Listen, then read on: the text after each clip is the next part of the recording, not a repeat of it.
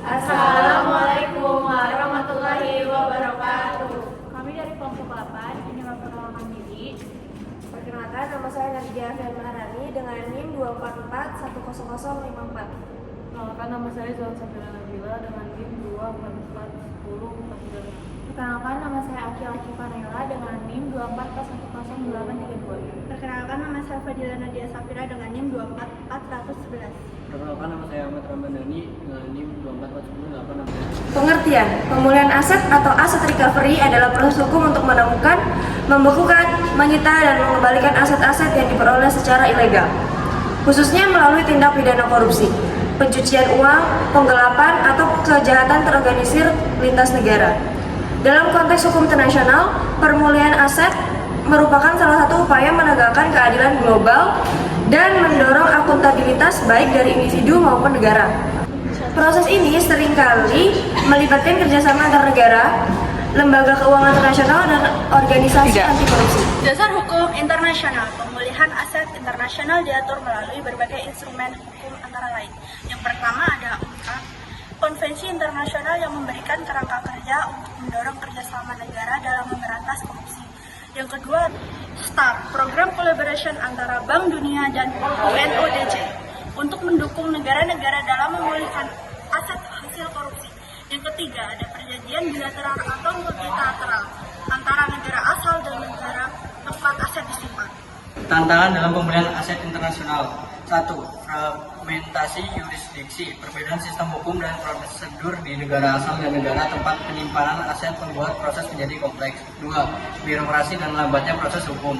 Proses hukum yang panjang dan sering diwarnai banding administratif menghambat keberhasilan pemulihan. 3. Struktur keuangan tersembunyi. Penggunaan sel compliance, trust, dan layering dalam sistem keuangan internasional membuat aset sulit dilacak. 4. Campur tangan politik dan potensi korupsi. Intervensi dari pejabat negara atau institusi di negara asal maupun negara penyimpanan dapat menghambat proses pengembalian aset.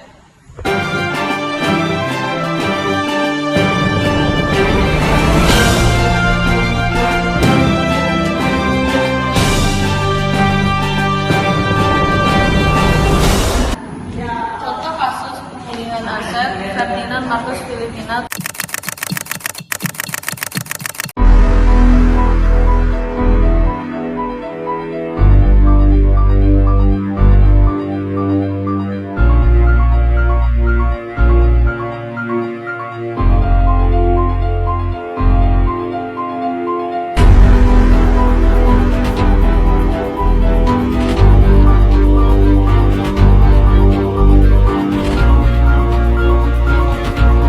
Kronologi setelah pengasingan pada 1986 ditemukan aset Marcos di Swiss yang diduga hasil korupsi.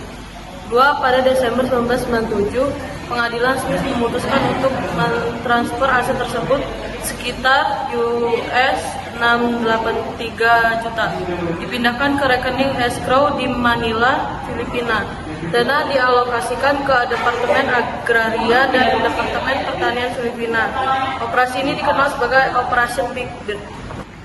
Tantangan dalam pemulihan aset internasional, fragmentasi yurisdiksi, perbedaan sistem hukum, dan prosedur di negara asal dan negara tempat penyimpanan aset membuat proses menjadi kompleks. 2. Birokrasi dan hambatnya proses hukum yang panjang dan sering diwarnai banding administratif menghambat keberhasilan pemulihan. Ketiga, struktur keuangan tersembunyi, penggunaan shell companies, trust, dan layering dalam sistem keuangan internasional membuat aset sulit dilacak. Keempat, campur tangan politik dan potensi korupsi. Intervensi dan penjabat negara atau institusi di negara asal maupun negara penyimpanan dapat menghambat proses pengembalian aset. Kesimpulan, pemulihan aset adalah instrumen penting dalam pemberantasan korupsi lintas negara. Meskipun menghadapi tantangan hukum dan politik yang kompleks, pemulihan aset tetap dapat berhasil. Keberhasilan pemulihan aset dalam kasus Ferdinand Marcos menunjukkan bahwa dengan sistem hukum yang mendukung kerjasama lintas negara serta pengawasan yang transparan, pemulihan aset dapat dilakukan secara efektif dan memberikan manfaat langsung kepada masyarakat korban korupsi.